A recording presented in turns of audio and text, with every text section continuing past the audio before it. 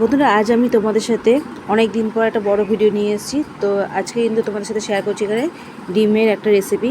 তো আজকে আমি বানাবো ডিম কারি। তার জন্য এখানে কিন্তু ডিম আর আলু এখানে সেদ্ধ বসিয়ে দিয়েছি, সামান্য একটু নুন দিয়ে জলে দিয়ে দিয়েছি এখানে। তো ডিম আর আলু এখানে একটু এখনও সেদ্ধ হয়নি, আর একটু আমি রেখে দেবো। আর এখানে কিন্তু আমি গরম জলের মধ্যে পেঁয়াজ আর কাঁচা লঙ্কা রসুন দিয়ে দিয়েছিলাম, একটুখানি সেদ্ধ করে নিয়েছি। এই দেখো, এবার আমি আগে কিন্তু এগুলো তুলে নিয়েছি, তুলে একটু ঠান্ডা করে নিলাম। তারপর এগুলোকে আমি মিক্সার জারে দিয়ে দেবো সমস্ত কিছু। আর তার সাথে দিচ্ছি কিন্তু ধনে পাতা। তো এগুলোকে আমি মিক্স করে নিচ্ছি। এই দেখো, মশলা তৈরি হয়ে গেছে। আর এখানে কিন্তু ডিম ও আলু সেদ্ধ হয়ে গেছে। তো আমি ডিমগুলোকে ঠান্ডা করে কিন্তু ছাড়িয়ে আমি এবার ভেজে নেব। ডিমগুলোকে আমি কিন্তু একটুনি এইভাবে কেটে নিচ্ছি, যাতে ভেতরে একটুনি নুনটা যায়। তো আমাদের মা ছেলে দুজনের জন্য আমি এখানে কিন্তু 2টো ডিম করছি। রাত্রের এটা আমাদের ডিনার আছে। তো অনেক দিন পর আজকে আমি তোমাদের কাছে ভিডিও নিয়ে এসেছি বন্ধুরা।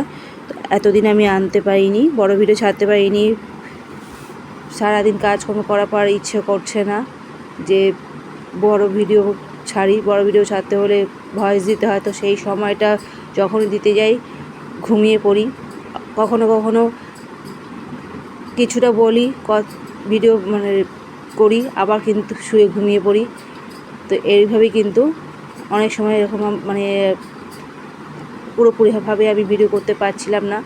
তাই আমি এই কয়দিন কাজের প্রেসারেতে একটু চাপ ছিল কাজের, যার জন্য কিন্তু আমি ছাড়তে পারিনি বড় ভিডিও।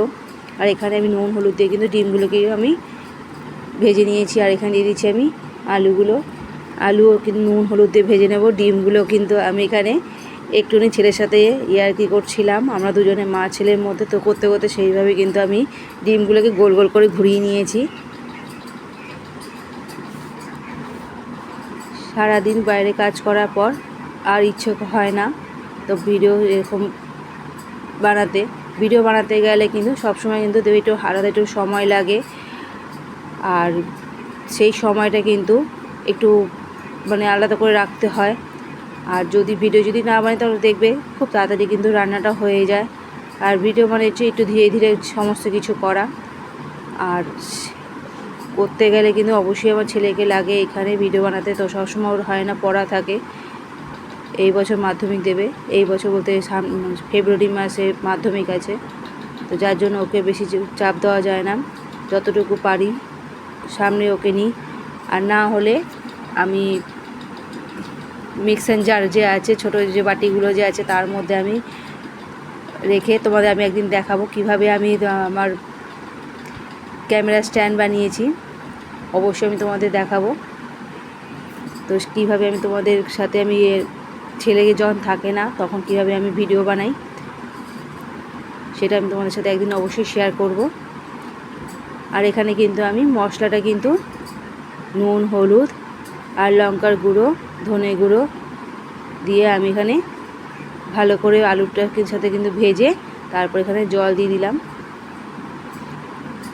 আলুগুলো যেহেতু সেদ্ধ আছে তাই কিন্তু এখানে আমি জলটা কিন্তু বেশি দিইনি, আমি জল এখানে অল্প দেব। আর ডিমের কারি একটু শুকনোই কিন্তু ভালো লাগে, বেশি ঝোল ঝোল কিন্তু ভালো লাগে না। আর এটা কিন্তু আমি রাতের জন্য করছি, তো রাতের রুটির সাথেই একটু শুকনোই কিন্তু ঠিকঠাক লাগবে। তো এখানে এই দেখো ঝোলটা কিন্তু পুরোপুরি শুকিয়ে এসছে। ডিমগুলো আমি দিয়ে দিয়েছি এখানে আমি, আর একটু এখানে শুকিয়ে নেব। তারপর কিন্তু এটাকে আমি নামিয়ে নেব।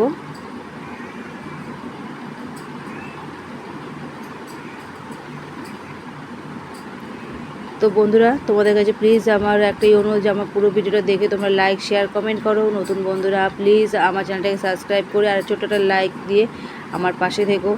তোমরা আমার পাশে থাকলে জীবনে চলার পথে একটু উৎসাহ পাবো, নতুন নতুন ভিডিও বানাবার প্রেরণা যাবে। তো এই দেখো আজকে কিন্তু আমার রুটির সাথে তৈরি হয়ে গেছে ডিমের কারি। তো এই রেসিপি কীরকম লাগলো তোমরা কিন্তু অবশ্যই আমাকে কমেন্টে জানাবে। তোমাদের কমেন্ট অপেক্ষায় কিন্তু আমি রইলাম।